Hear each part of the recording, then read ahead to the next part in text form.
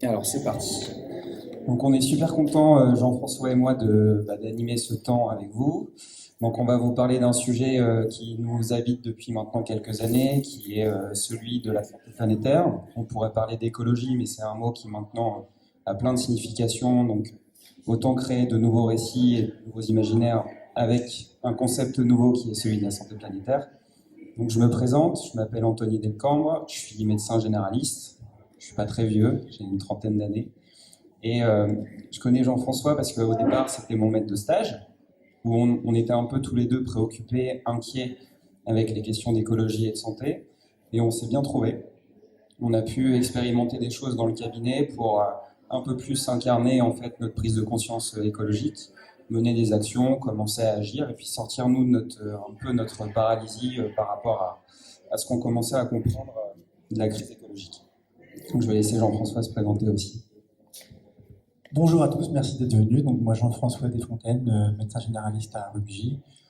Anthony a un peu tout dit sur notre relation. C'est un peu l'aboutissement aujourd'hui de ce qu'on a un peu partagé sur ces enjeux-là dont on va vous parler aujourd'hui. Donc on fait place à la conférence. Allez, c'est parti. Donc on a un moment absolument magnifique. Il faut quand même qu'on apprenne à le maîtriser, mais ça a l'air d'être facile. Donc voici ce qu'on va vous présenter aujourd'hui. Alors on va prendre un peu de recul, on va s'intéresser à la planète, on va jouer sur les échelles, on va revenir au niveau territorial, on va essayer de comprendre un peu plus global ce qui se passe. Donc première partie, que se passe-t-il? On entend des petites choses à droite et gauche, on entend changement climatique, d'autres problèmes qui ont l'air d'être assez sérieux. Donc qu'est-ce qui se passe sur notre planète aujourd'hui? On va aussi revenir sur une notion qui, à mon avis, a besoin d'être redéfinie aujourd'hui, qui est la notion de santé. C'est quoi la santé au final? On va discuter des limites de notre planète. C'est une planète finie, donc il y a des limites, il y a des frontières. Peut-être qu'on est en train d'en dépasser quelques-unes, on va voir. Et on va aussi vous emmener avec nous en consultation. On va faire des consultations de santé planétaire.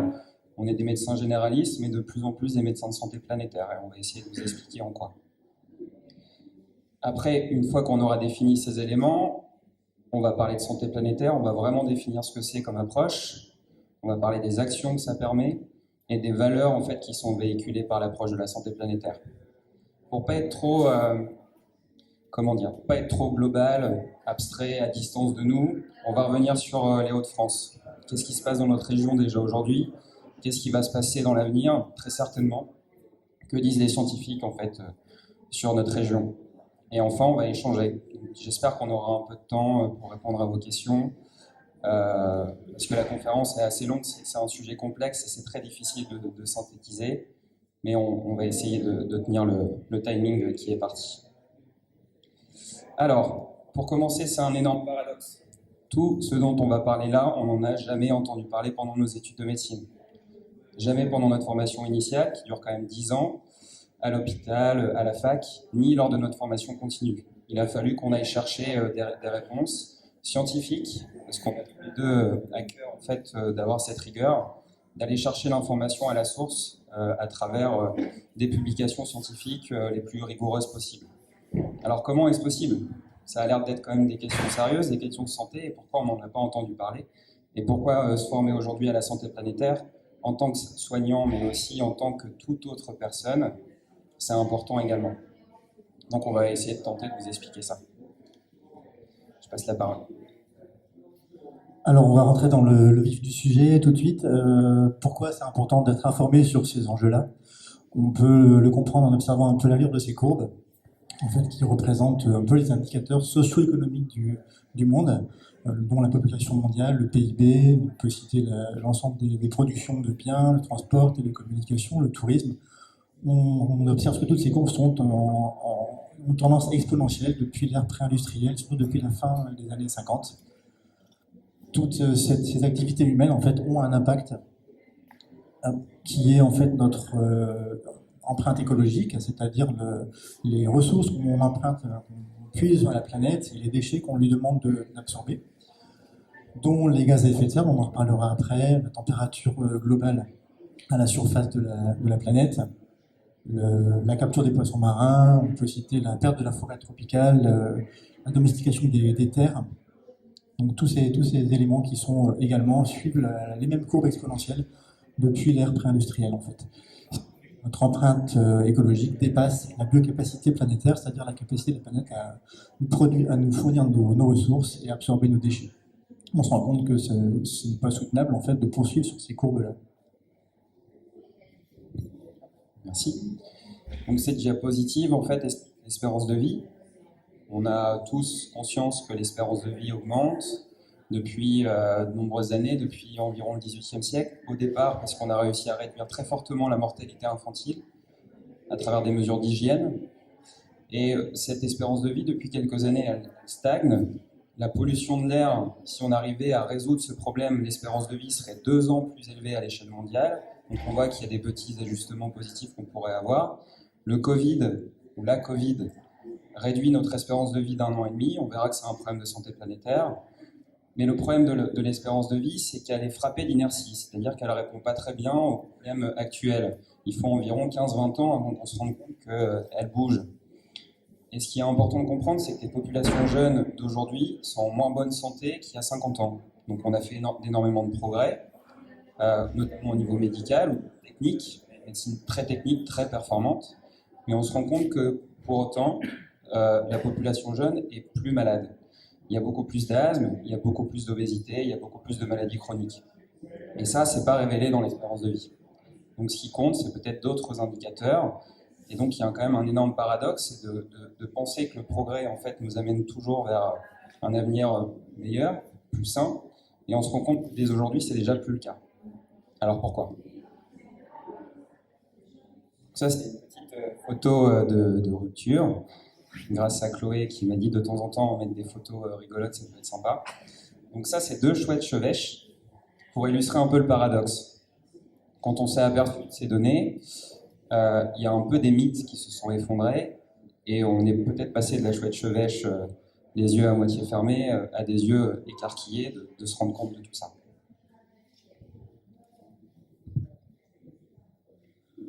Pour pouvoir arriver à comprendre les enjeux les liens entre la santé planétaire, la santé environnementale et la santé de l'homme, on va se rappeler un petit peu ce que c'est que la santé.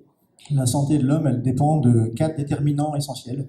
Commencer par la biologie humaine, ça c'est ce qui nous constitue, c'est nos gènes, notre patrimoine, ce sur quoi on ne peut pas influer, on n'a pas de possibilité d'agir de ce côté-là. Le deuxième déterminant est l'organisation des systèmes de soins, en bas à droite, qui est aussi dépendante un petit peu de l'endroit où on habite, du pays dans lequel on habite et la région. On peut voir apparaître la notion d'inégalité à travers ce déterminant-là, l'organisation des systèmes de soins. De même que pour l'environnement, qui est le troisième déterminant de la santé. L'environnement au sens global aussi, depuis la région du monde dans laquelle on habite, le pays, notre entourage, le milieu également psychosocial, la zone où on habite, est-ce qu'elle est végétalisée, est-ce qu'elle est plutôt dans un milieu urbain, ça va agir sur notre santé aussi. Donc le quatrième déterminant, les habitudes de vie, au sens global aussi, ça peut être nos habitudes alimentaires, la façon de nous déplacer, ce qu'on va choisir comme mode de chauffage, etc. Enfin, toutes nos habitudes de vie, les activités sportives, etc. Sur ce déterminant-là, les habitudes de vie, par contre, on peut agir énormément. C'est celui qui va nous permettre de modifier un petit peu notre impact aussi sur l'environnement.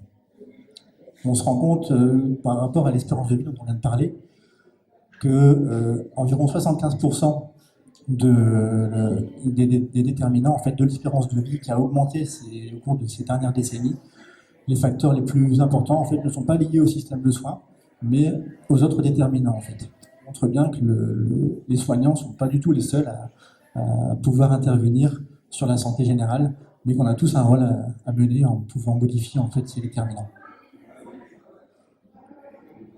Pour conclure sur la définition de la santé, en fait, on se rend compte que ce n'est pas quelque chose qui est fixe, mais c'est un état qui est dynamique, en fait, qui va dépendre en fait, d'une interaction permanente entre l'individu et son milieu. La santé, en fait, n'est pas simplement l'absence de maladie ou d'infirmité, c'est un état de bien-être physique, psychique et social. En fait.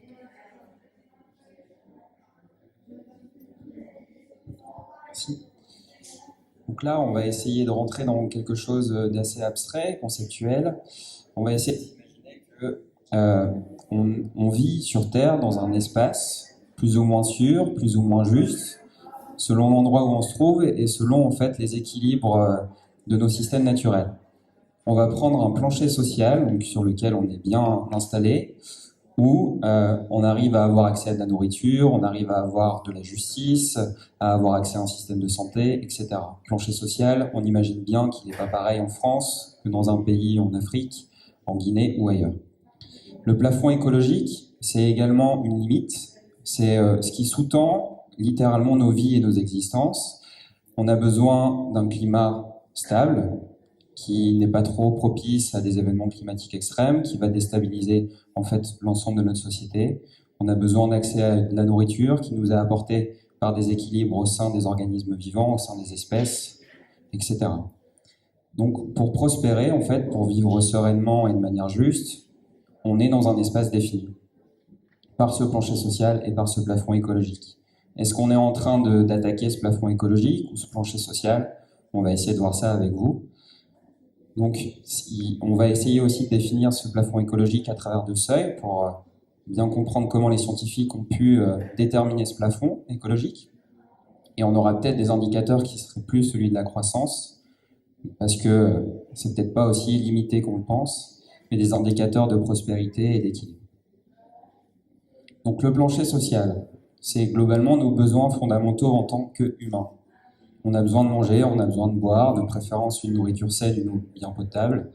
On a besoin en fait aussi de relations sociales, on est une espèce prosociale. On a besoin de se sentir reconnu par ses pairs, que ce soit au travail ou avec nos amis et notre famille.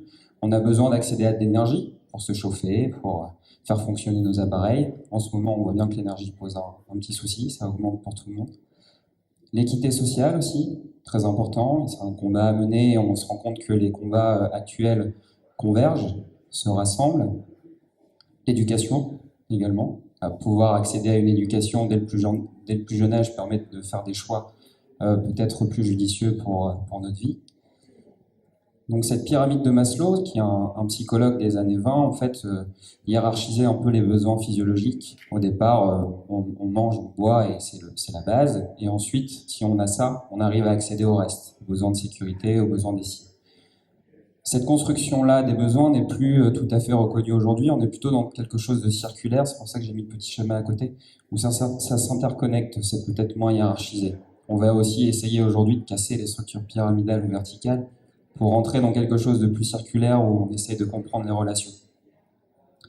Le plafond écologique, c'est celui qui nous fait très peur, celui qui, tous les matins, quand on se réveille, on sent l'urgence. On va parler du changement climatique, on va parler de la biodiversité, des choses peut-être un peu plus complexes, mais qui sont en fait simples. Le cycle de l'azote et du phosphore, c'est globalement notre agriculture, avec les engrais chimiques qu'on ramène, qui sont en excès et qui vont donc perturber les écosystèmes. Donc on voit qu'on a des limites qu'on est en train d'atteindre. Le changement climatique, le seuil, il est largement dépassé. On a un taux de CO2 dans l'atmosphère qui est beaucoup plus élevé en fait que ce qui nous permet d'avoir un équilibre stable. La même chose pour la biodiversité. On a un taux d'extinction qui est 1000 fois supérieur au taux naturel. On pourrait creuser aussi les choses au niveau de l'acidification des océans ou le changement d'utilisation des sols. On déforeste, on urbanise, on artificialise les sols. Ça, c'est un cadre, c'est pas du tout exhaustif. Il y a 10 limites qui sont représentées, c'est celles que les scientifiques estiment les plus préoccupantes, les plus menaçantes pour notre santé, mais on aurait pu en aborder d'autres. Donc on voit que ce plafond écologique, il est perforé à plein d'endroits.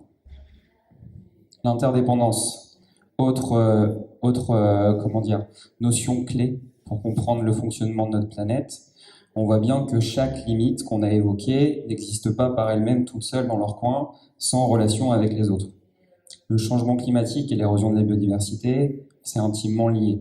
Le fait que les espèces ne soient plus capables, au sein de leur niche écologique, de vivre, elles doivent se déplacer pour simplement survivre. Elles n'ont pas le temps de le faire parce que le changement climatique évolue trop vite.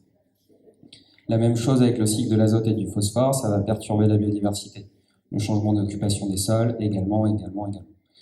Donc on est en train d'en transgresser 4 à l'échelle mondiale, c'est ce qui est en rouge, changement climatique, biodiversité, le cycle de l'azote et du phosphore et le changement d'usage des sols. En France, le tableau ici, je ne vais pas vous demander de le lire, ce n'est pas l'intérêt. Au niveau mondial, on dépasse 4 limites. Et en France, on en est où? Qu'est-ce qui se passe ici dans notre pays? Le changement climatique, on le dépasse allègrement. On devrait émettre 2 tonnes de CO2 par habitant. On en émet en moyenne 10 à 11. Donc on est 6 fois au-delà de cette limite. La biodiversité, c'est pareil. La manière dont on occupe les espaces, la manière dont on émet du CO2, ça joue sur la biodiversité, on est clairement dans le rouge. La même chose avec notre modèle agricole, la même chose avec l'occupation des sols.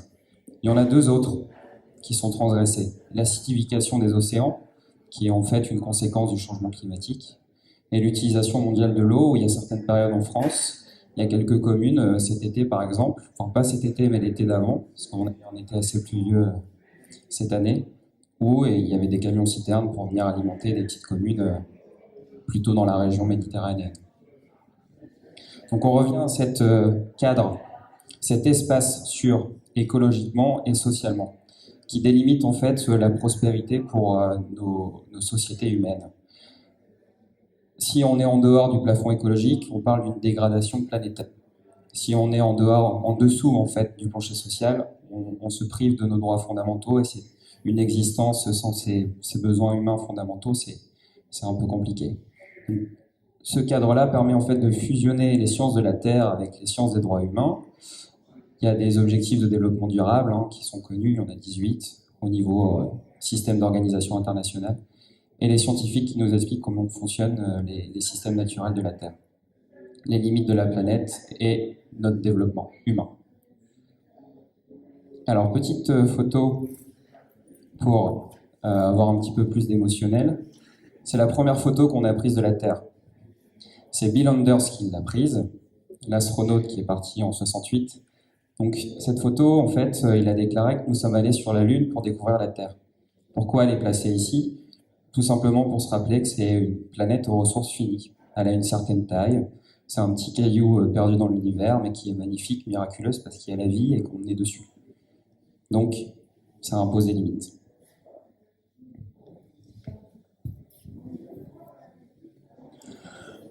Ça, cette photo, c'est juste pour vous rappeler un petit peu l'importance de notre présence ici. En fait, j'aime bien rappeler cette phrase du docteur Claude Albutrin Desrosiers, qui est médecin canadienne, responsable de l'association pour les médecins engagés pour l'environnement.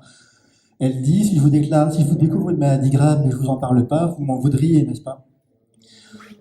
C'est un peu la même conclusion qui s'impose à nous et la raison de notre présence ici. Parler du changement climatique, ça peut sauver des vies. En fait, c'est vraiment le message qu'on veut que vous gardiez en partant d'ici, c'est que quand on parle du changement climatique, on parle de notre santé aussi. À chaque fois qu'on parle de la biodiversité, de l'environnement, on parle de notre santé également. En fait, c'est des liens qui sont indissociables. On n'est pas les seuls à se questionner sur ces enjeux-là, en fait, sur les liens entre la santé humaine et la santé de l'environnement, à tel point que le 15 septembre dernier, le 5 septembre, il y a un appel qui a été lancé par 220 revues médicales les plus prestigieuses, qui est un appel à l'action d'urgence pour limiter l'augmentation de la température mondiale, restaurer la biodiversité et protéger la santé. L'OMS rappelait aussi il y a quelques années que la plus grande menace pour la santé publique mondiale est l'échec persistant des dirigeants mondiaux à maintenir la hausse de température mondiale en dessous de 1,5 degré de réchauffement et à restaurer la nature. On va s'attarder juste un petit peu sur les 3 principales limites qui ont un effet sur notre santé directement. Je vais parler premièrement du réchauffement climatique. L'effet de serre, on peut rappeler un petit peu brièvement ce que c'est.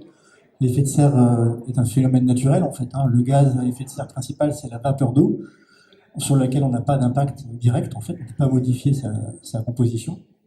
Et ce qui permet en fait au rayonnement solaire qui traverse l'atmosphère d'être absorbé par la planète, qui va réémettre à son tour des rayons infrarouges, qui eux vont être bloqués en fait par ce gaz à effet de serre, en fait, qui permet de maintenir une température sur la Terre d'environ 15 degrés globalement, ce qui nous permet de vivre en fait sur la Terre. S'il n'y avait pas cet effet de serre, on ne serait pas sur la planète, ce ne serait pas vivable en fait. Le problème en fait vient de l'effet de serre additionnel qui est en fait due aux émissions que l'homme émet en fait régulièrement. Donc essentiellement le CO2, qui est le principal, mais aussi le méthane, qui est essentiellement lié à l'agriculture et à l'élevage intensif, qui est proportionnellement moins important, mais 29 fois plus réchauffant que le CO2 en fait. Il y a également le protoxyde d'azote. On peut parler de la notion de boucle de rétroaction positive aussi, qui ont un effet récurrent. Par exemple, on peut parler des permafrost, en fait, les sols qui sont gelés en permanence, notamment en Alaska ou en Sibérie, qui se réchauffent avec le réchauffement climatique, en fait, fondent et libèrent des poches de méthane très importantes. Le méthane, donc, qui est beaucoup plus réchauffant. C'est un cercle vicieux, ainsi, plus on émet de gaz à effet de serre, plus ça va se réchauffer, et ça continue, en fait. Le changement climatique, c'est quoi en fait? Donc, c'est le changement rapide et à grande échelle des différents composants du système climatique qui sont l'atmosphère, les océans, la cryosphère, donc toutes les glaces, la biosphère, sur l'ensemble des continents en fait. On peut observer cette courbe qui retrace l'évolution des températures à la surface du globe en moyenne depuis les 2 derniers millénaires en fait. Donc, on observe bien une température stable pendant très longtemps et depuis l'évolution de l'ère pré-industrielle, en fait, une augmentation rapide et brutale des températures, essentiellement depuis la fin des années 50, ce qui est un réchauffement sans précédent depuis plus de 2000 ans en fait. Donc on est actuellement à 1,1-1,2 degrés de réchauffement global. En fait, on parle de moyenne globale. Il faut bien comprendre, c'est comme une moyenne de classe en fait. Si une moyenne de classe est à 12, il y a des élèves qui auront 5, malheureusement pour eux, et d'autres qui peuvent avoir 18. C'est pareil pour le réchauffement climatique. Il y aura une répartition inégale en fait des températures sur la planète. Et le réchauffement climatique a un peu le mauvais goût d'aggraver les conséquences sur les zones qui sont déjà beaucoup plus vulnérables en fait.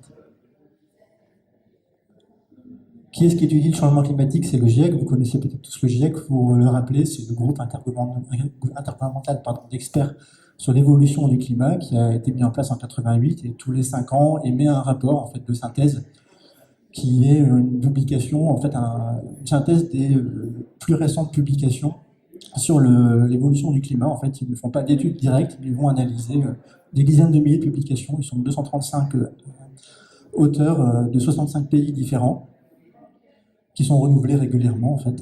Et ils ont fait cette étude récente qui montre l'évolution des températures, donc qui a été comparée en prenant en compte les facteurs humains et naturels. On se rend compte que cette courbe en fait se superpose à l'évolution qu'on constate en fait des températures. Alors que quand on ne prend en compte que les facteurs naturels, la température serait restée stable en fait, on n'aurait pas connu cette augmentation brutale. Ce qui fait que dans le dernier rapport du GIEC qui vient de sortir ici au mois d'août, il est dit qu'il est sans équivoque que l'influence humaine a chauffé l'atmosphère. C'est d'ailleurs en fait que la seule cause depuis la fin des années 1800. Pour voir un petit peu l'évolution des températures en France, on se rend compte que depuis les années 70, en fait, ça devient de plus en plus important aussi. Pour terminer sur le réchauffement climatique, c'est important de connaître les causes qui nous concernent en France pour savoir comment on va pouvoir agir. 31% des émissions sont issues des transports, dont pour la moitié la voiture individuelle, suivi des poids lourds, véhicules utilitaires, l'aviation. 19% pour l'industrie et au même niveau pour l'agriculture et l'élevage. Ensuite, 17% des émissions sont liées au bâtiment, 10% pour l'énergie et 4% pour le traitement des déchets. Alors, deuxième grande limite, celle de la biodiversité. Il n'y a pas forcément d'ordre d'importance. On l'a vu au début, elles sont toutes interconnectées, donc il faut les envisager ensemble. On ne peut pas vraiment s'occuper du changement climatique sans faire attention à ce qui va se passer pour la biodiversité. La biodiversité, c'est un terme qui est un peu plus vulgarisé maintenant, qui est un peu plus médiatisé. C'est en gros le vivant, c'est les espèces. Donc au sein d'une espèce, les individus, il y en a plein qui ont une diversité génétique, qui évite les problèmes de consanguinité. Entre les espèces aussi, il y a des millions d'espèces différentes. Là, on a mis un petit papillon, un écureuil et un arbre. Parmi les arbres, c'est des centaines de milliers d'espèces aussi. Entre les écosystèmes, un écosystème forestier est très différent d'un écosystème marin, dont les récifs coralliens. Pourtant, c'est des milieux de vie très riches où la matière organique, la matière inorganique, les espèces, avec leur milieu interagissent, façonnent le monde et conditionnent en fait notre existence. C'est les lois de l'écologie fondamentale.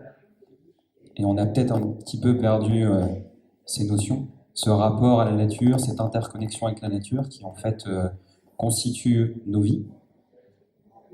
Pour vous donner des ordres de grandeur encore sur notre impact, il y a 10 000 ans, l'agriculture va commencer. On est au niveau du néolithique, c'est l'Holocène, cette période où le climat a été très très stable, qui a permis aux humains de développer leur agriculture. Ils ont planté une culture en l'an moins 10 000, et en fait l'année suivante, le climat n'avait pas beaucoup changé, donc on pouvait continuer la même chose, ce qui a permis l'émergence de nos sociétés. Il y avait 80% d'animaux sauvages à l'époque, donc les humains 1%. Aujourd'hui, on a inversé les rapports, mais de manière absolument disproportionnée. Il y a 36% d'humains, 4% d'animaux sauvages et 60% de bétail. Les ovins, les caprins, les bovins. Autre rapport de grandeur un peu frappant, c'est le plastique. La quantité de plastique qu'on a fabriqué pèse aujourd'hui 2 fois plus que tous les animaux sur Terre. Donc la balance, effectivement, de l'éléphant, pourtant il est lourd, comme pachyderme, le plastique le bat largement.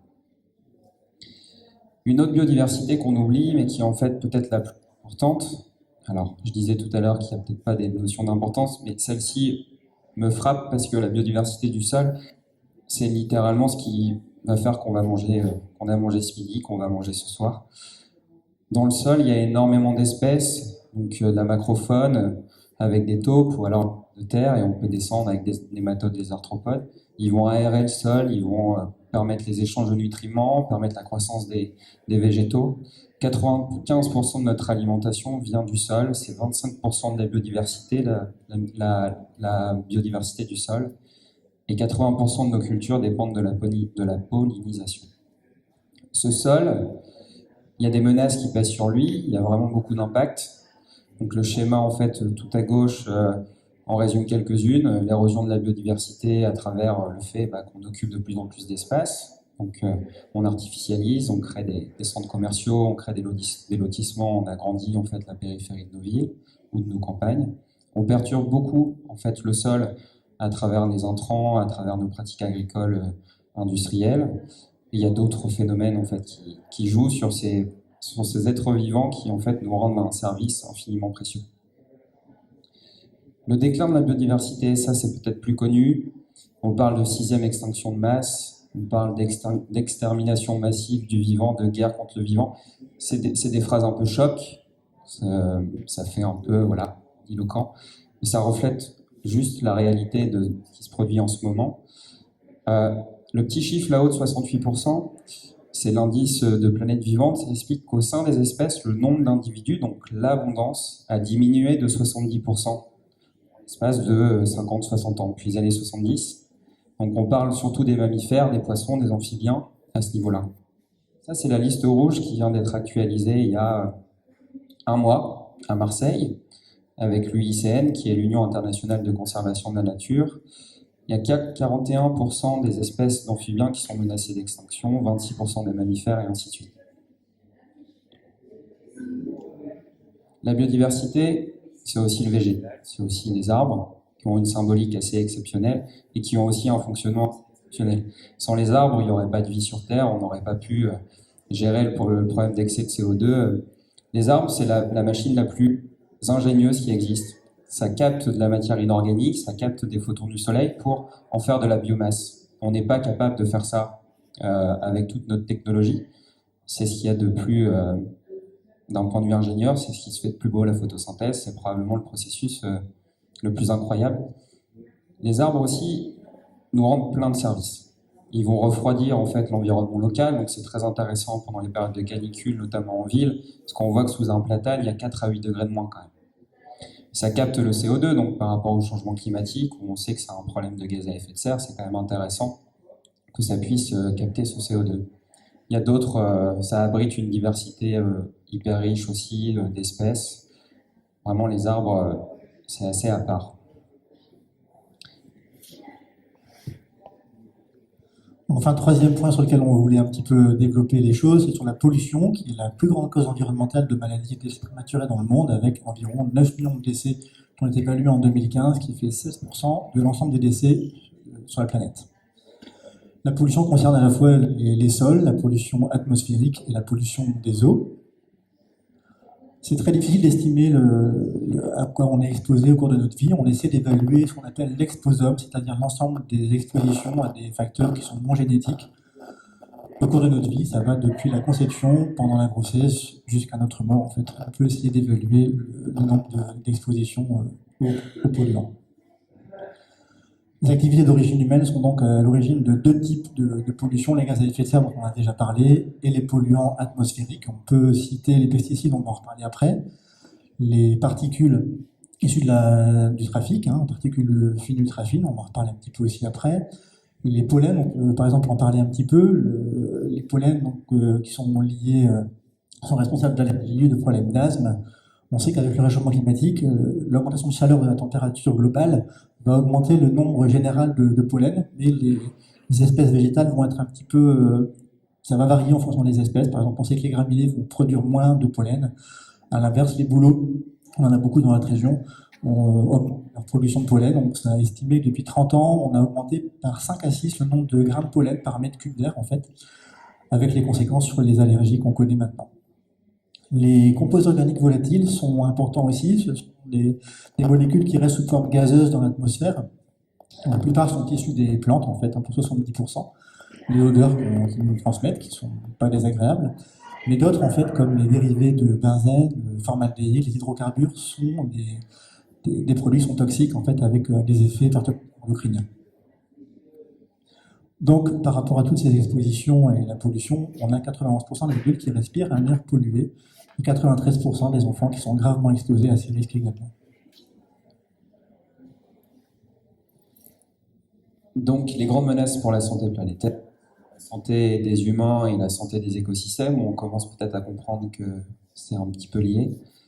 C'est un très très lourd fardeau pour la santé.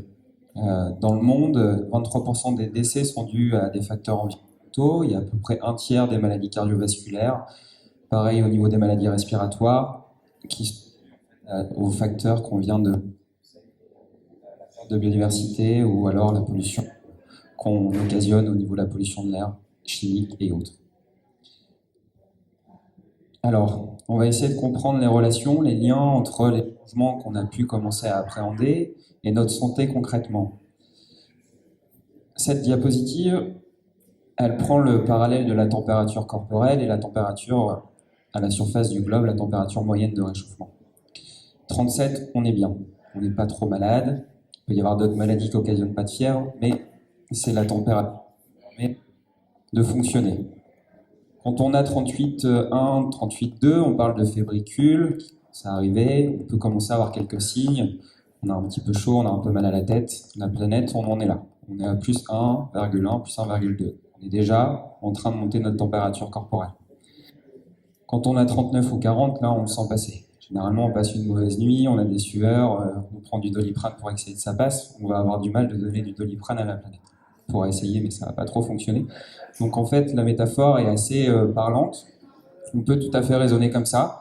Nos équilibres, notre homéostasie, quand on supporte une température élevée pendant trop longtemps, ça va nous épuiser et puis ça va nous précipiter vers la mort. Cette diapo est très chargée. C'est la diapo des événements climatiques qui se sont produits cet été 2021. On parlait tout à l'heure, dans le nord, on a eu un été pourri, il a fait pluvieux, il a fait pas forcément très chaud, et ça nous a peut-être permis de faire une petite amnésie du contexte global. On se dit, bon, finalement, le changement climatique, cet été, ça va.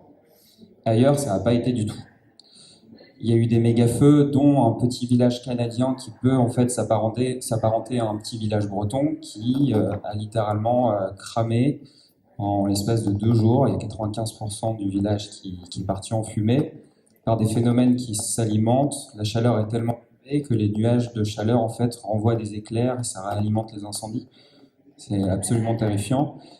Il y a eu en Belgique et en Allemagne, ce qui n'est pas loin du tout, des inondations assez marquantes. Et j'entendais un maire du village en Belgique qui expliquait ce qui s'était passé. Ça l'a marqué dans sa chair. Et maintenant, en train de s'adapter pour les prochains événements. Peut-être que l'humanité va avoir besoin de passer par là, par des événements si forts, si traumatisants pour ensuite réagir, plutôt que de de réussir à le faire en ayant bien conscience que ça existe, mais un petit peu ailleurs. Donc je ne vais pas vous faire la liste, mais il s'est passé beaucoup de choses cet été. Il y a eu les incendies en Australie qui ont aussi marqué beaucoup de monde dans les étés précédents. Ça, c'est un phénomène qui est assez important à comprendre, c'est que c'est pas tant la chaleur qui pose problème, c'est la chaleur et l'humidité. La température, si on a 35 degrés, qui est une température chaude évidemment, mais si on a un taux d'humidité ambiant de 80%, on n'arrive plus à faire un truc tout simple qui est de transpirer. On n'arrive plus à transpirer, on n'arrive plus à évacuer cette chaleur, on est saturé. Et on vit pas très longtemps avec une saturation de ce phénomène physiologique fondamental. Ça nous concernera pas, nous la France, d'ici 2100, donc on a de la chance. Par contre, ça concernera cette zone. Environ 2 milliards de personnes en 2100 risqueront d'avoir des moments dans l'année où ce sera inhabitable, à cause de ce phénomène de température humide qu'on appelle TW. Donc la canicule qui a traumatisé beaucoup de monde en 2003, ce sera un été sur 2 en France, en fait. Jusqu'à 5 degrés de température, Jean-François en parlait. Il y a les extrêmes, on peut très bien battre un record de température. On avait 41 degrés à Lille en 2019, on passe à 47, 6 degrés de plus, sans véritablement en fait, avoir une élévation graduelle, quoi. Donc ça, c'est assez problématique aussi. Petit résumé des impacts sur la santé. On voit que ça vient des gaz à effet de serre, donc les activités humaines. Ça augmente la température globale, ça monte le niveau des mers et ça occasionne un certain nombre de problèmes pour notre santé. Le plus emblématique, c'est les événements climatiques extrêmes qui augmentent en intensité et en fréquence, les inondations, les crues, les incendies, etc. Les phénomènes de canicule, tous les effets de la chaleur sur la santé, ils sont extrêmement importants parce qu'ils aggravent les maladies qu'on a déjà, ils en créent de nouvelles. La qualité de l'air qui est aussi en fait détériorée, on a vu que la pollution de l'air et les gaz à effet de serre sont liés aux mêmes activités, donc ce sont les mêmes causes. Tout ceci s'alimente. La qualité de l'eau, une inondation massive, crée en fait, ça détériore la qualité d'assainissement de l'eau. Il peut y avoir des proliférations bactériennes, des maladies diarrhéiques, etc. Les maladies vectorielles. Le moustique tigre est déjà présent dans notre région. Il ne transporte pas encore de maladies comme la dengue, le chikungunya ou le Zika. C'est déjà présent en Méditerranée et ça grimpe. En fait, les vecteurs, que sont les moustiques, gagnent du terrain au fur et à mesure que nos contrées deviennent parfaitement habitables pour eux grâce à la chaleur. Les impacts sociaux. Le changement climatique, c'est un facteur qui peut déstabiliser intégralement le fonctionnement de notre société, par les événements que ça va créer, par les problèmes de santé, etc. Alors, là, on a été explication un peu théorique globale. On va vous expliquer ce qui se passe dans notre cabinet où on a appris à identifier des situations qui en fait font complètement le lien avec des problématiques environnementales. Je te passe. Juste, oui, c'est un ou deux exemples en fait. Alors moi je peux citer, là on parlait par rapport au réchauffement climatique, les pics de chaleur en fait. On est confronté régulièrement à ça en consultation. Les étés, de voir des personnes qui sont en souffrance essentiellement, donc ce sont des personnes qui sont vulnérables, qui sont plus fragiles. Ça peut être des personnes, bien sûr, les personnes qui sont dépendantes, les femmes enceintes au cours de la grossesse sont des personnes exposées aussi, et les enfants. Donc Tony vient de vous parler d'exemples. On voit régulièrement des personnes qui ont des complications qui sont liées au pic caniculaire, avec une augmentation de fréquence, des problèmes, des exacerbations des maladies respiratoires, cardiaques, insuffisance rénale, etc.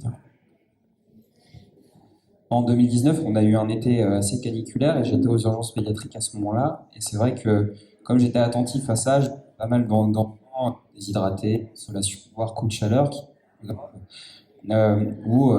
avec un système de santé performant, des systèmes d'alerte, on a réussi à plus ou moins bien s'en sortir. Mais je regardais les chiffres de santé publique, ça occasionne quand même des milliers de morts tous les ans. Donc, populations vulnérables, ces populations-là, les femmes enceintes, les personnes âgées, les personnes dépendantes, les enfants, elles sont vulnérables pour tous les facteurs qu'on a énoncés, mais la population aussi, qui n'a pas ces caractéristiques, peuvent aussi très bien avoir un coup de chaleur, les travailleurs par exemple, etc. Et par rapport à la santé et la chaleur, moi je voulais aussi rappeler un stage que j'avais fait en psychiatrie, où, en effet, quand il y a des périodes beaucoup plus chaudes, on augmente au niveau psychique, beaucoup plus irritable, on arrive moins à s'adapter aux mauvaises nouvelles. Il y a la violence intraconjugale qui augmente, il y a les maladies, les troubles mentaux qui décompensent, notamment la schizophrénie. Donc c'est aussi un fardeau. Voilà, c'est pas que les maladies qu'on a citées. On se rend compte que ça a un impact quand même sur énormément de choses à côté, avec une augmentation du risque de suicide, hospitalisation, etc.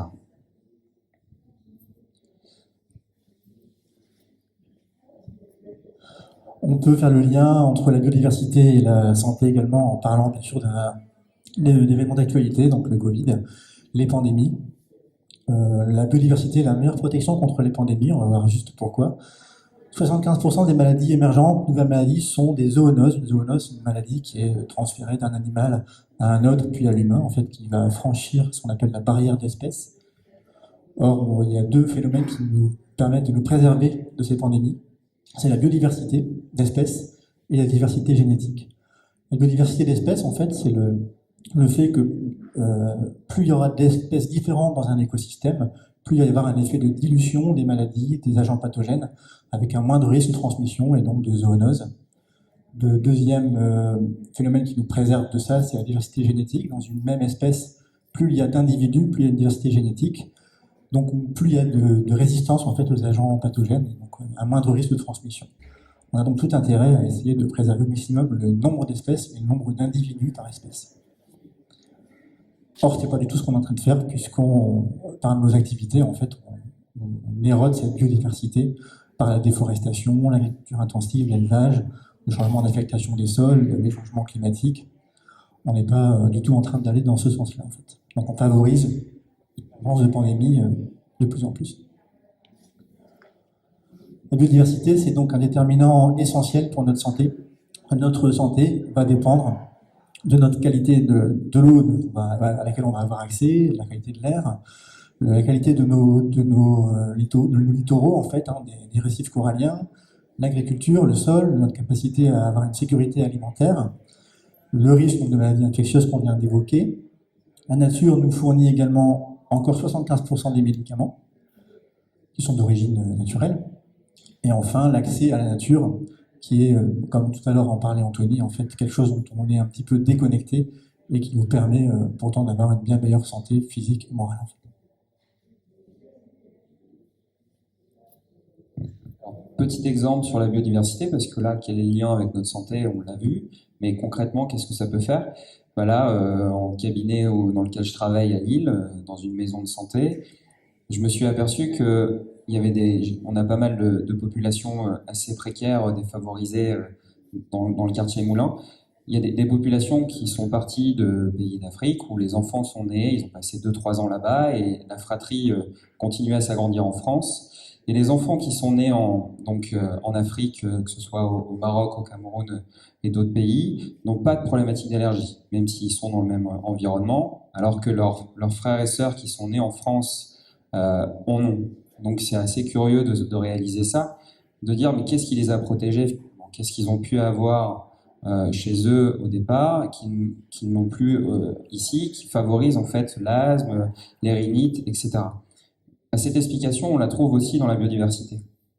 En fait, la biodiversité, c'est aussi les pathogènes ou alors les microbes, les bactéries, les virus sains qui vont certes occasionner, ou les parasites qui peuvent occasionner quelques maladies, mais souvent on a une relation symbiotique, on a une relation saine avec eux, qui vont tout simplement activer de manière saine, contrôler notre système immunitaire et qui vont nous prémunir du risque d'allergie quand on va rencontrer des allergènes dans les environnements d'ici.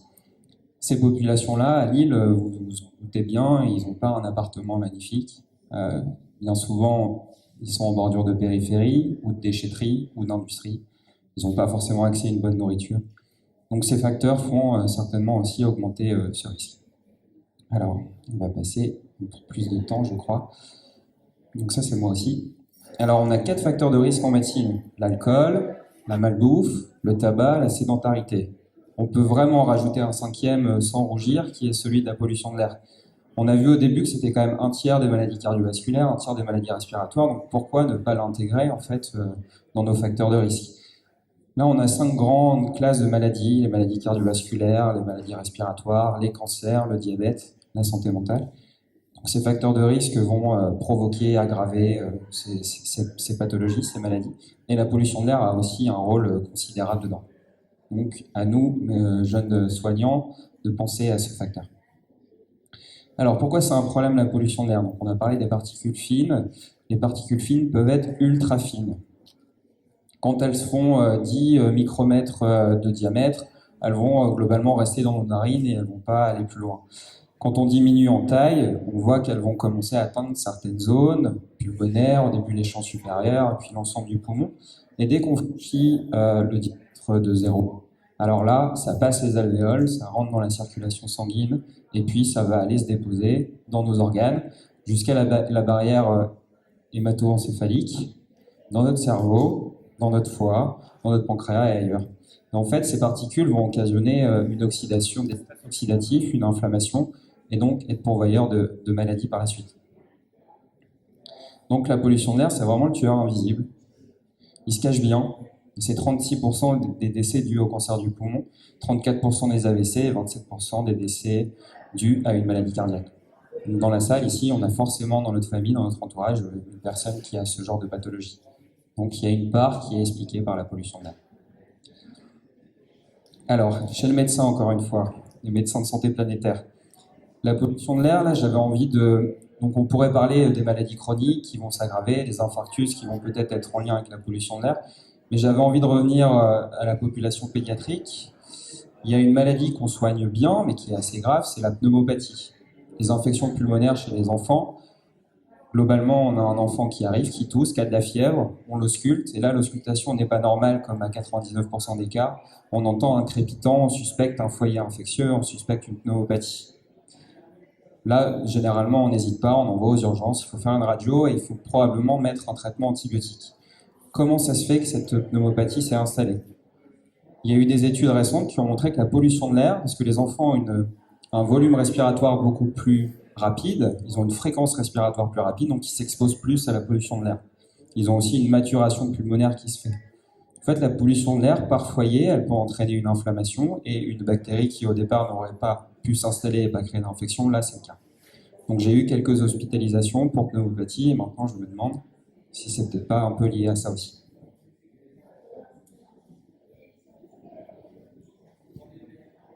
On peut parler un petit peu brièvement de l'exemple concret des pesticides sur la santé. Les pesticides sont donc ce qu'on appelle des biocides en fait, sont des produits qui vont aller tuer le vivant en fait. On parle des insecticides, des herbicides, des fongicides, tous ces produits qui en fait sont responsables d'un ce qu'on appelle un écocide en fait, donc ils vont détruire les écosystèmes. Écosse, c'est la maison en fait. On est en train de détruire petit à petit notre maison. Cette image, reflète un petit peu donc la concentration des pesticides dans les eaux souterraines. Ça a été évalué entre 2015 et 2017. On peut constater donc l'importance de notre à quel point on est touché en fait dans notre région aussi. Il y a des études qui sont faites également sur les pesticides. On commence à arriver à établir un lien entre les pesticides et la santé de plus en plus. Il y a par exemple une présomption très forte entre un lien avec l'exposition aux pesticides et la survenue de maladies qui sont le lymphome, des cancers au niveau des os, la prostate, la maladie de Parkinson, les troubles cognitifs comme la maladie d'Alzheimer, les bronchopathies chroniques et la bronchite chronique. On a parlé encore il y a 2 jours, en fait, le ministre de l'Agriculture, de la responsabilité du cancer de la prostate, des pesticides, notamment dans les Antilles. Ça va être reconnu comme maladie professionnelle, en fait, désormais. Un autre lien avec les pesticides est celui d'exposition des enfants au cours de la grossesse, dans l'enfance, responsable de leucémie et tumeurs du système nerveux central, qui ont été aussi établis avec une présomption forte. Par rapport à ça, je peux citer les exemples aussi. En consultation, dans notre cabinet, on se retrouve régulièrement face à des patients chez lesquels on va découvrir des pathologies. Donc, maladie de Parkinson, j'ai un patient, pour qui c'est le cas, qui est reconnu en maladie professionnelle, un autre qui a un lymphome, reconnu aussi comme maladie professionnelle. On se rend compte que c'est très difficile, en fait, pour eux aussi de réaliser que c'est un lien avec leur profession et d'essayer de faire changer leur pratique. Et on voit qu'il faut vraiment se mobiliser à une échelle plus globale, au niveau de la politique aussi, pour arriver à faire changer les choses. Et responsabiliser les gens, c'est très très difficile pour eux.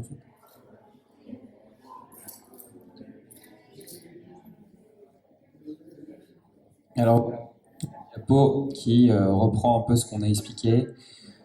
L'interconnexion des risques, l'interconnexion des crises. Si on prend les limites planétaires, les systèmes naturels, changement climatique, diversité, maladies infectieuses, crise alimentaire, voilà. Toutes ces choses-là interagissent les unes avec les autres, avec des interactions plus ou moins fortes. Si on contextualise la géopolitique, le numérique, les cyberattaques, un petit peu les grandes problématiques auxquelles on est confronté. Donc ça, c'est des groupes d'assurance qui expliquent qu'en 2050, si rien ne change, le monde sera plus assurable, on ne pourra plus assurer sa voiture, on ne pourra plus assurer sa maison, parce que les risques sont trop importants. Bon, deuxième, troisième partie, on est assez en retard. On va définir ce que c'est que la santé planétaire. J'espère que on a donné un petit peu envie. On sait aussi que ça écrase, on en est désolé. On essaye d'expliquer les choses factuellement, scientifiquement. Tout le côté émotionnel que ça génère, on pourra en discuter pendant l'échange. Mais là, ça va être un petit peu plus joyeux. La santé planétaire. Il y a Héraclite, il y a 2500 ans, qui disait déjà la santé de l'homme est le repos de la Terre. Notre santé de la planète, arrêtons de nuire et préservons-les. Voilà un petit peu ça, c'est une petite maison, copain écologue qui prend des photos, que je trouve magnifiques. Alors, d'autres petites phrases pour illustrer la santé planétaire. Il y a le docteur David Servan-Schreiber, qui est un médecin qui a écrit beaucoup de bouquins, qui est aussi assez connu. Il est tombé malade avec une tumeur du système central. Et il s'est posé beaucoup de questions sur son mode de vie, sur les facteurs auxquels il avait pu être exposé, qui ont pu jouer sur le cancer qu'il a développé. Et il disait beaucoup ça, on ne peut pas vivre en bonne santé sur une planète malade. C'est complètement incompatible. La Planetary Health Alliance, qui est la maison mère en fait de l'association de santé planétaire anglophone, explique que la santé planétaire, en fait, c'est tout ça. Santé humaine, la santé des systèmes naturels dont elle dépend. L'OMS rappelle aussi de nombreuses reprises que la crise climatique d'origine humaine, c'est la plus grande menace qui pèse sur notre santé. Alors, dans quel monde on a envie de vivre? Dans quel monde voulons-nous vivre? Le docteur Sam Myers explique que la science de la santé planétaire démontre, en fait, ce qu'on vient d'expliquer, que la dégradation du système naturel, c'est un danger clair, ce sont des menaces pour la santé. De tous les peuples du monde, on n'est pas vraiment protégé, en France, on l'est plus, ça arrivera peut-être plus tard de manière moins grave, mais on sera touché.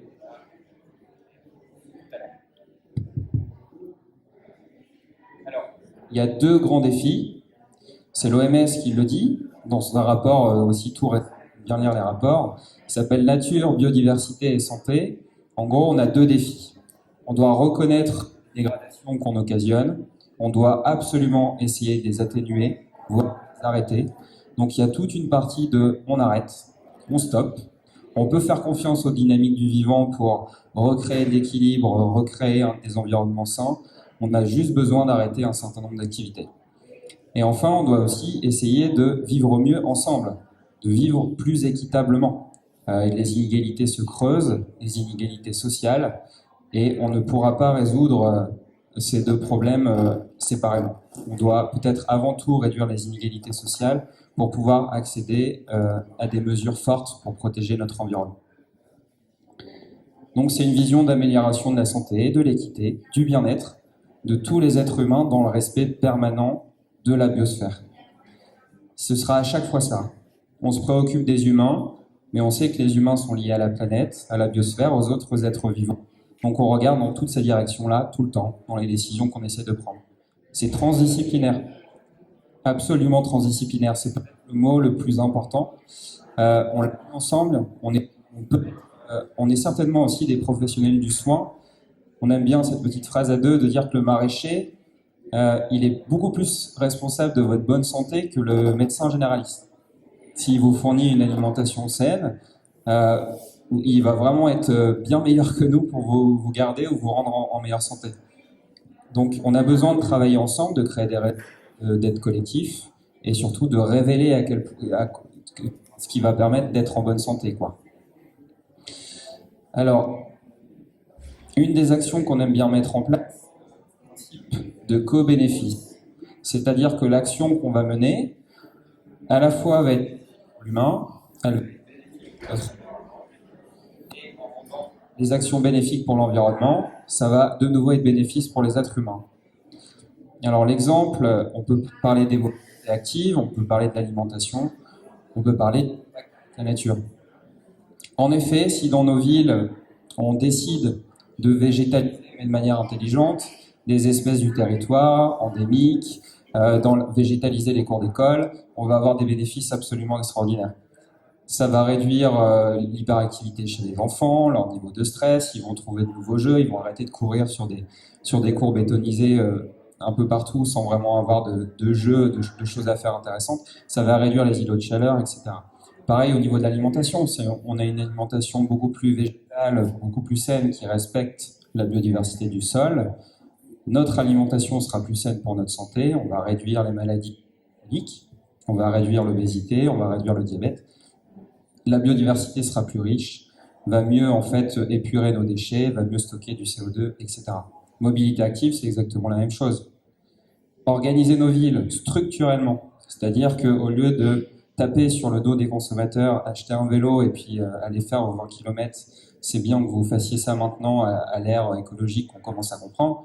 Non, c'est véritablement politique de revoir l'organisation de leur ville pour donner envie aux gens de faire. C'est ça qui est très important et c'est ce qui marche dans les pays nordiques, c'est quand la structure a changé et qu'on est capable en fait de tout d'un coup avoir envie de le faire.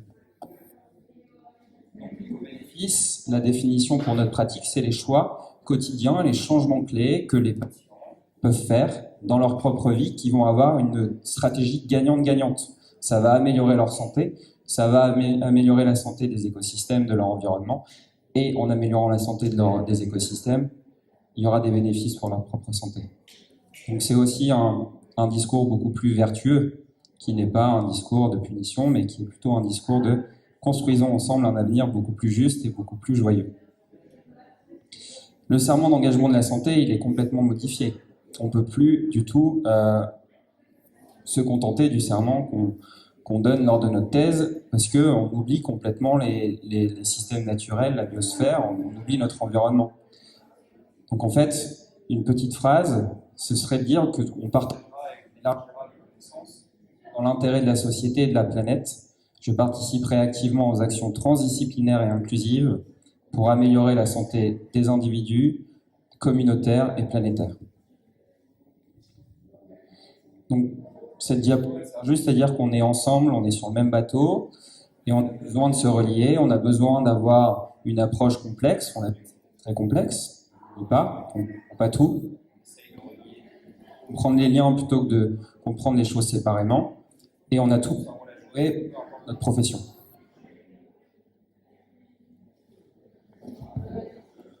On va juste recontextualiser rapidement la situation dans les Hauts-de-France pour se rapprocher un petit peu des choses qui nous concernent. Par rapport au changement climatique, la région des Hauts-de-France est donc une des régions les plus exposées au changement climatique. On revient un peu dans le concret. La France se classe au 15e rang des 183 pays les plus à risque. Je vais passer assez rapidement quand même. La hausse des températures pour ce qui est de la région Hauts-de-France, on est à plus 2 degrés en moyenne globale entre 1955 et 2017. Donc on voit qu'on n'est pas du tout déjà dans la température, la hausse qui est globale sur la planète. En fait, on la dépasse pour la région des Hauts-de-France. Pour ce qui est de la montée des eaux, on est à 9,5 cm de montée pour le littoral dunkerquois depuis 1955 aussi. La montée des eaux, rapidement, donc c'est lié à la fonte des glaces continentales et aussi à la dilatation thermique des océans. Sous l'effet du réchauffement climatique, la température augmente, donc l'eau prend plus de place. C'est un petit peu un cercle vicieux également. Les projections pour la montée des eaux sont de 50 cm à 1 mètre à la fin du siècle, ce qui va modifier considérablement le littoral aussi dans la région et augmenter les risques de submersion en fait, lors des événements climatiques extrêmes, la pluie diluvienne, etc. Pour la métropole lilloise, on peut constater en fait malheureusement des îlots de chaleur du France parce qu'on est dans une région qui est très dense, fortement peuplée, minérale, avec végétation. D'ailleurs, l'île a pulvérisé ses records malheureusement plusieurs fois, donc la dernière fois en 2019, 41,4 degrés.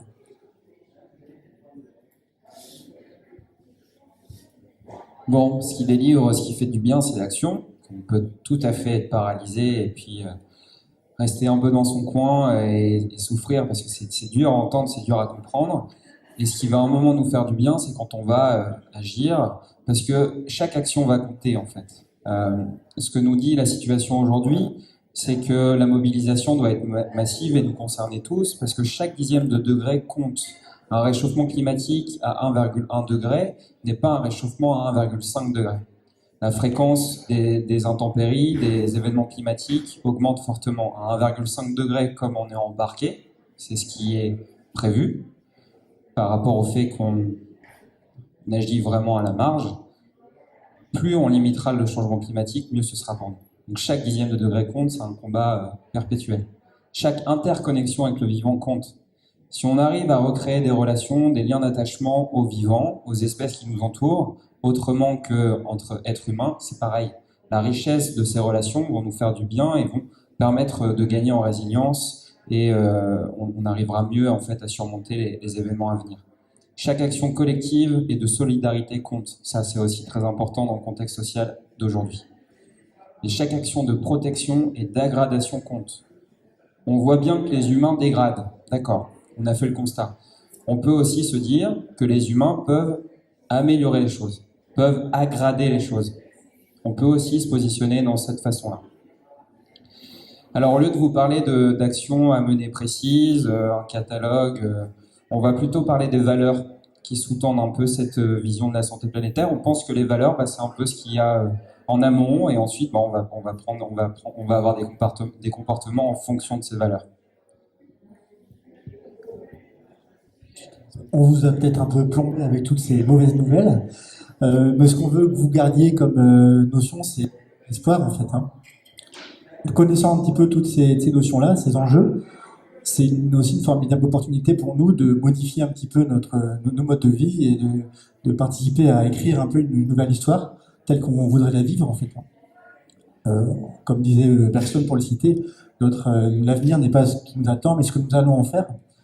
Tu parlais tout à l'heure d'un bateau dans lequel on est tous. En fait, j'aime bien rappeler cette petite histoire de Pablo Servigne qui dit qu'on est tous dans une pirogue, en fait, dans un courant qui s'accélère de plus en plus.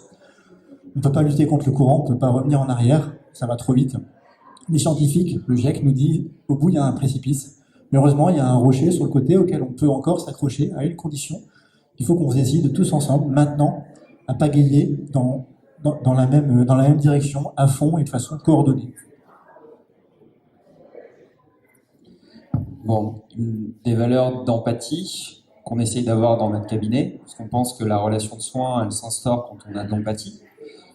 La valeur d'équité, ça c'est aussi central, et de justice, la justice sociale, la justice climatique, parce que les responsables du changement climatique sont certainement pas les populations qui en subissent le plus aujourd'hui. L'exemple de Madagascar, cet été, ils ont eu une famine historique avec une dizaine d'années de sécheresse. Il y avait 1,1 million de personnes qui ont subi et qui subissent encore cette famine, et c'est pas eux qui émettent du CO2. On sait bien d'où ça vient, donc il y a cette notion-là de justice et d'équité. C'est central dans la santé planétaire. L'innovation guidée par la science, c'est pour aussi vous rappeler que, comme ce qu'on a essayé de vous montrer ici dans cette conférence, l'ensemble des faits qu'on vous a exposés, elle est issue de publications scientifiques, en fait, qui sont avérées par des revues à comité de lecture. Anthony a fait une superbe bibliographie là-dessus, en fait. Parfois, j'ai l'impression qu'il ne dort pas la nuit. Donc, toutes nos décisions, en fait, doivent être sous-tendues par ces enjeux-là et par la science, en fait, pour continuer à avancer dans le bon sens. Donc, les sciences dures et aussi les sciences humaines et sociales. Partenariat et inclusivité. Ça, c'est pareil, on va créer des partenaires donc entre personnes et aussi avec les autres espèces vivantes, avec cette biosphère durable, qui prennent en compte les générations futures, parce qu'il y a ça aussi. Moi, j'ai pas encore d'enfants, mais je vois bien quand il y a des jeunes parents qui en ont, qui se sentent responsables d'un nouvel être, qu'ils entendent toutes ces problématiques, qui sont très inquiets. Dès qu'on est responsable de quelqu'un d'autre de soi et qu'on a envie de le protéger, ça prend encore une dimension supplémentaire. Donc les générations futures, qu'est-ce qu'elles vont nous dire par rapport à tout ça? Les générations, comment on va pouvoir s'entendre? Évidemment que les générations de mes grands-parents ne savaient pas vraiment. Alors, cette responsabilité, les générations plus jeunes, on ne les met pas sur les épaules des générations du dessus. On demande simplement de reconnaître les faits et d'agir ensemble, en intergénérationnel. Et toutes les voix doivent se faire entendre. Tout le monde. On doit partager les idées, on doit explorer différentes perspectives, créer de nouveaux récits ensemble. L'humilité, c'est juste pour nous rappeler qu'on n'a bien sûr pas toutes les réponses à ces enjeux-là. On est juste là pour essayer de vous présenter, vous informer les choses qu'on connaît, pour faciliter un petit peu, essayer de reconnecter les choses entre le vivant et la santé humaine et planétaire.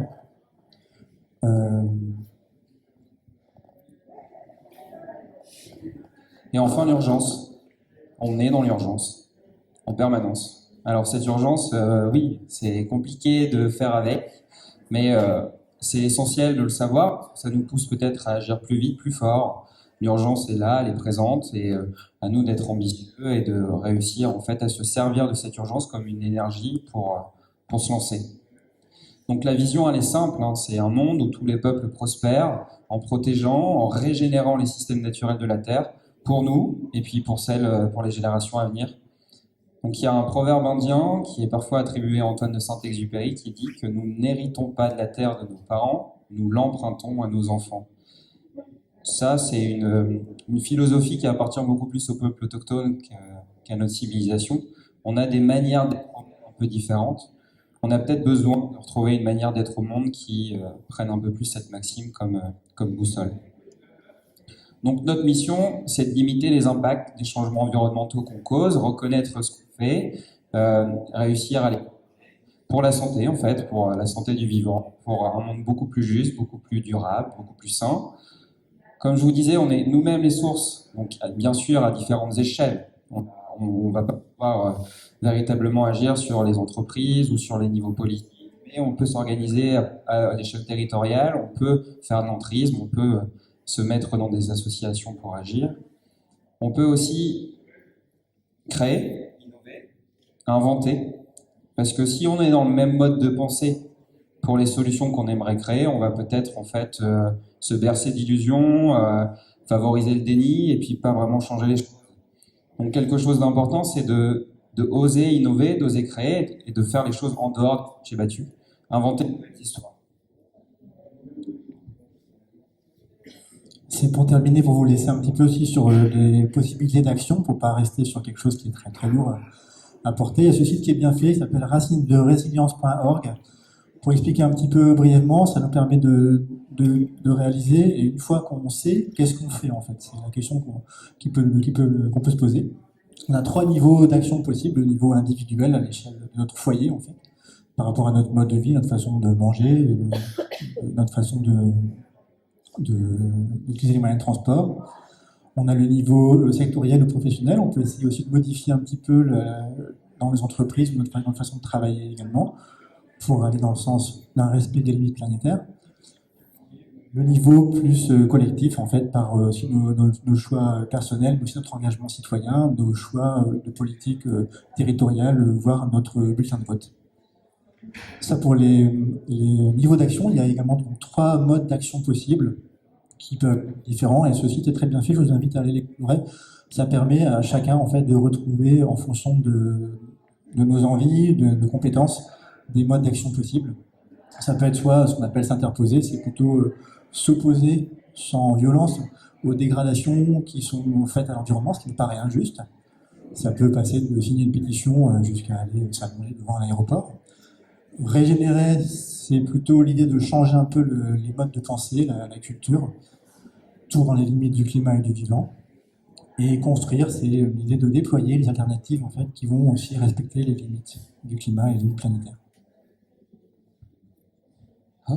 Donc, pour finir, presque, on fait partie d'une association qui existe depuis environ 1 an, qui est une branche francophone de la Planetary Health Alliance, et on a On a pu sortir notre tribune il y a quelque temps, il y a un mois environ, dans le journal Reporter, Soigner le vivant, c'est soigner notre santé, qui explique un peu les actions qu'on mène et en quoi ça pourrait nous permettre de... Et voilà, par exemple, réduire les émissions de gaz à effet de serre en respectant l'accord de Paris, qui est le cadre international que les États-nations ont signé, ça pourrait sauver des millions de vies par an dans le monde d'ici à 2050. Donc ces mesures-là ont des effets, c'est documenté assez largement. Voilà, temps d'échange de questions et de réponses. On a 10 minutes, un quart d'heure, je crois. Voilà, j'espère que vous avez peut-être envie de partager, dire ce que ça vous a fait, ou alors une question très précise dans le champ de la santé et de l'environnement, on pourrait aussi y répondre.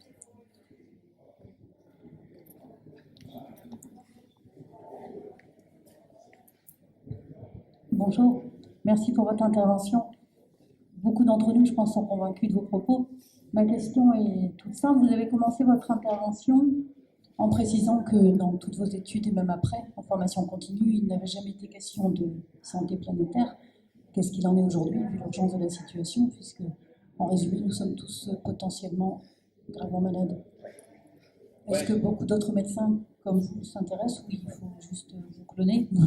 Alors, ça reste marginal, le phénomène augmente, je pense qu'on entend, ça devrait aller, je crois. L'Alliance Santé Planétaire, qui est transdisciplinaire, donc on est content depuis peu d'avoir des architectes, des écologues, des géographes qui vont rejoindre les rangs de cette association. Mais au départ, c'était vraiment un corpus de soignants, de médecins généralistes beaucoup, sages-femmes, infirmiers, kinés, donc on va dire le cadre classique des soignants. Donc on est une petite minorité, mais en effet, ça grossit.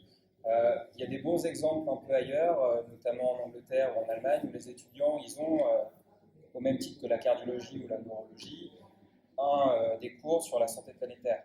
Donc voilà, ça bouge un peu ailleurs. En France, on a beaucoup de mal parce que ce qui régit les connaissances médicales en France, mais c'est pour dire que ça ne bouge pas beaucoup. Même si on pousse derrière, on n'a pas beaucoup de leviers d'action pour faire émerger ces connaissances. Donc on se part de la base.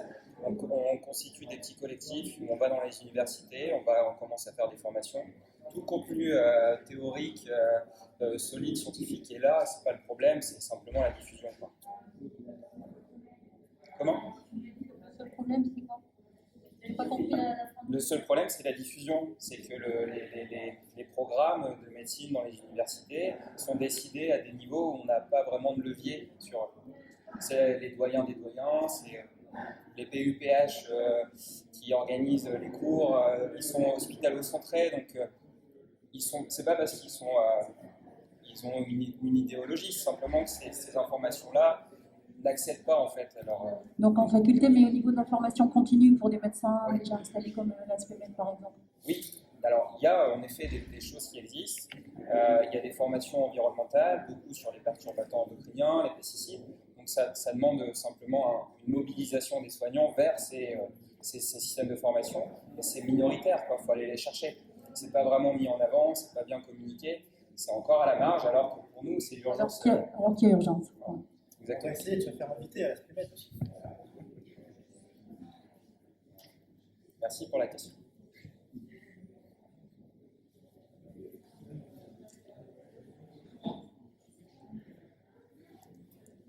Pas d'autres questions?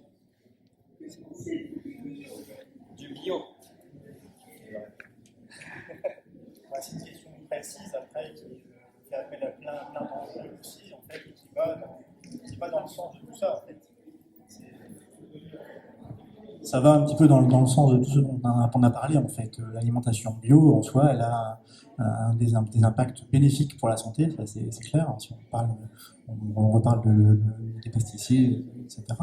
Donc, c'est effectivement, pour moi, une alimentation qui est de qualité, qui va respecter notre santé et respecter l'environnement. Donc c'est plutôt positif. Après, c'est dans la mise en œuvre de l'agriculture, etc., des choix politiques qui sont faits aussi pour la favoriser l'agriculture qui soit de qualité.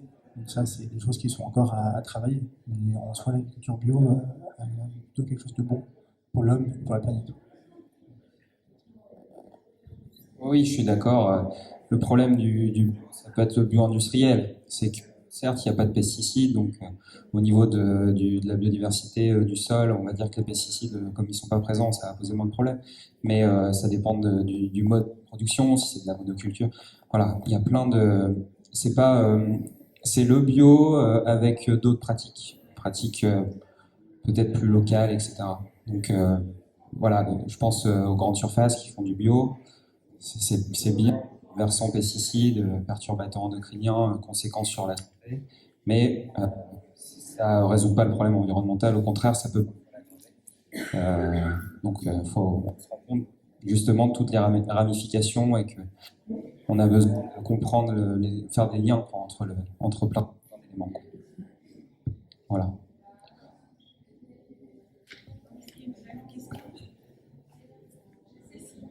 Quelle décision le gouvernement devrait prendre aujourd'hui en premier, d'après vous? Cette décision, je fais que copier un monsieur que j'admire qui s'appelle François Gemène, qui est un politologue qui est belge, qui explique que c'est le financement pour les énergies fossiles. Le modèle économique, la finance telle qu'elle tourne, on a encore à des milliards de financement de l'énergie fossile et on voit que l'urgence c'est d'arrêter d'émettre du CO2, donc c'est d'arrêter de consommer des énergies fossiles. On est dépendant du pétrole pour tout. Hein. On assure tous, je vais pas regarder ma chemise, mais c'est peut-être des polymères de je ne sais quoi, nos médicaments issus du pétrole. On est tous venus ici, sûrement un moyen de transport individuel, une voiture. Donc on est absolument dépendant du pétrole. Donc ça, c'est une métamorphose complète de notre société.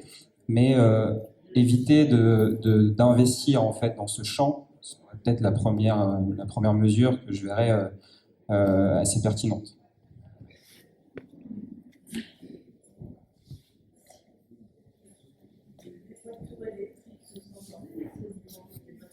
Oui, oui, oui. Les voitures électriques, c'est pareil. Si on change juste le parc automobile thermique par des voitures électriques, à mon sens, on se tire une balle dans le pied également parce que les métaux, les terres rares, les batteries, le fait qu'on ne peut pas les recycler, ça occasionne des problématiques environnementales aussi de pollution.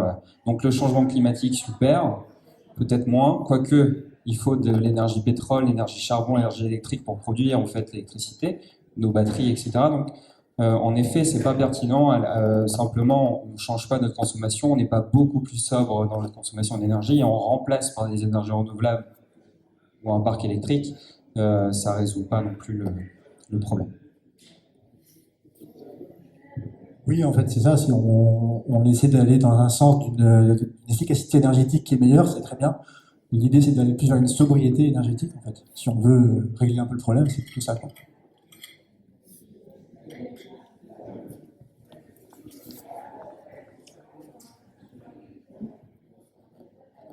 Alors déjà, je voulais vous remercier pour cette conférence parce que c'est super intéressant.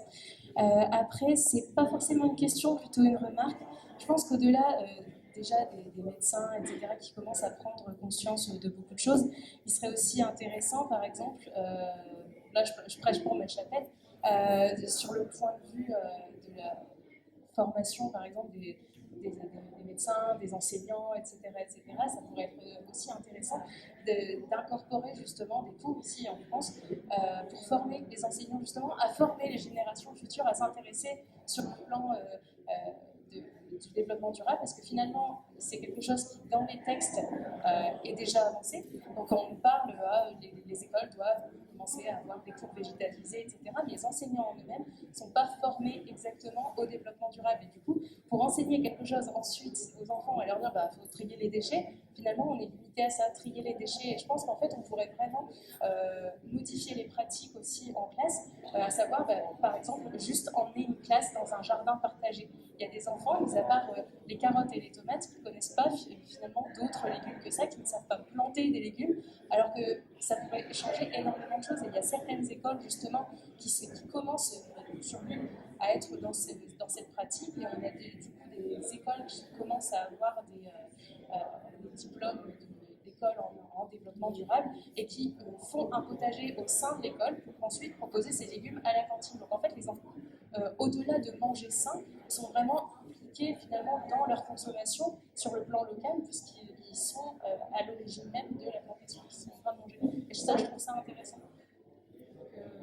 je pense qu'il y a tout un travail à faire, aussi bien sur le plan santé que aussi sur le plan formation, sur le long terme des générations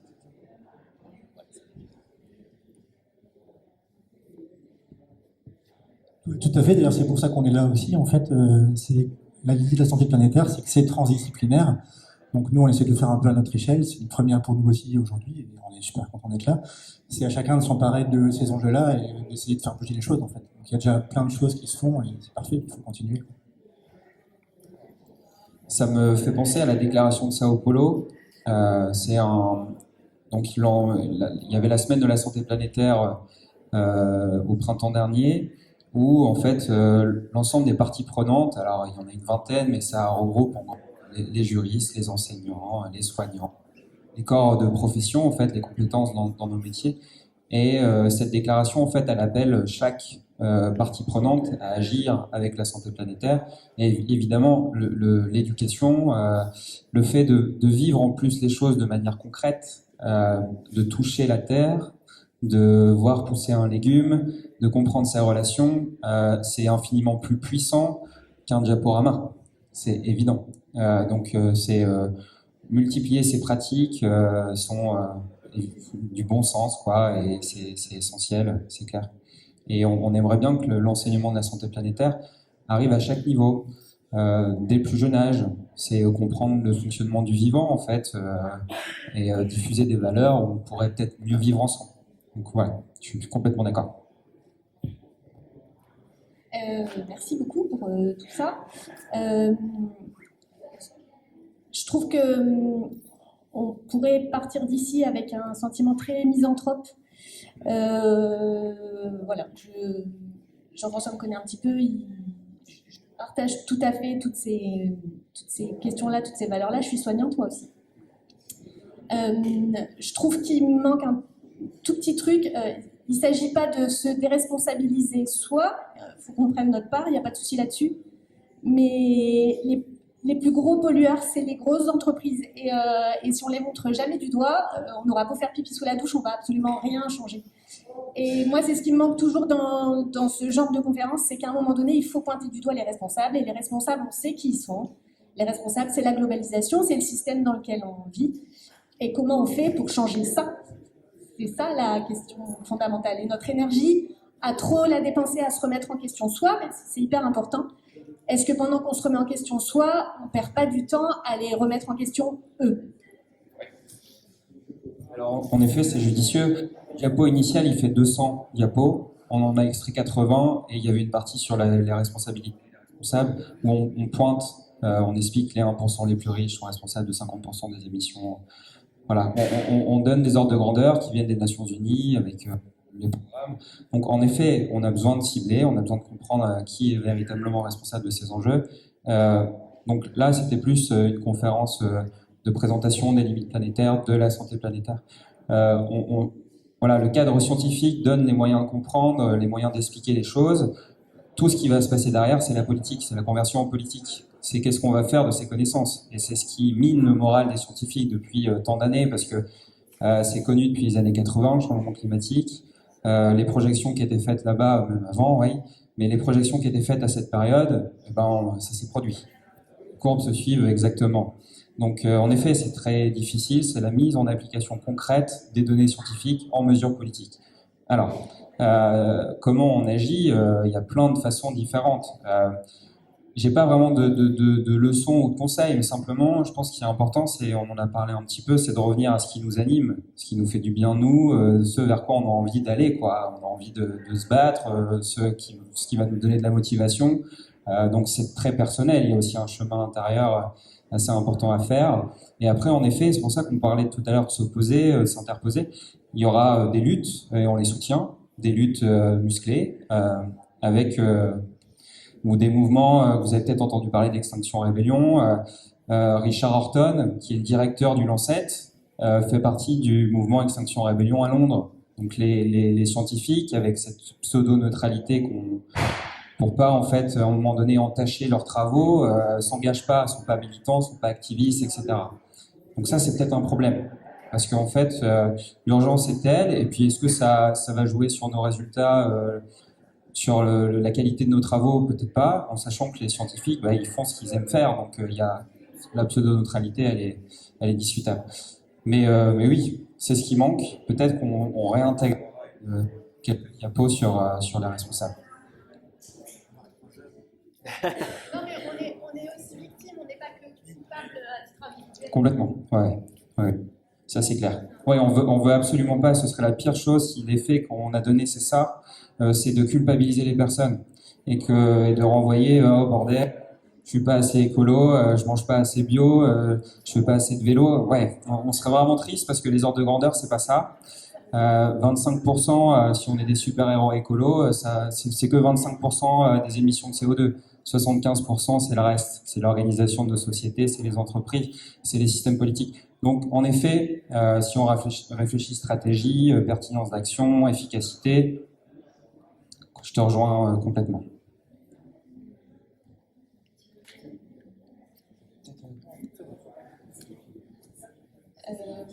Merci beaucoup. Moi, j'ai une question, je pense, qui est assez compliquée, mais au vu de l'urgence, et c'est une question qu'on a entendu poser ensemble à Jean-Marc Jancovici, est-ce que vous pensez qu'au vu de l'urgence, on peut sortir de l'urgence climatique dans une démocratie?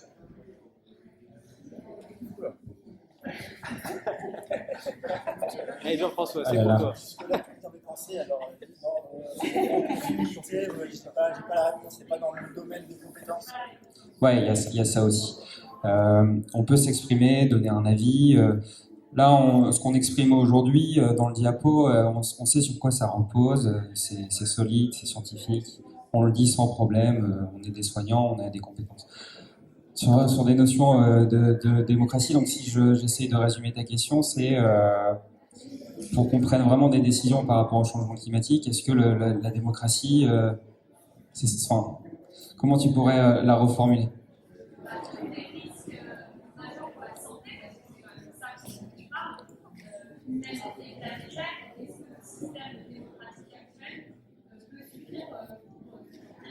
Ouais, ok.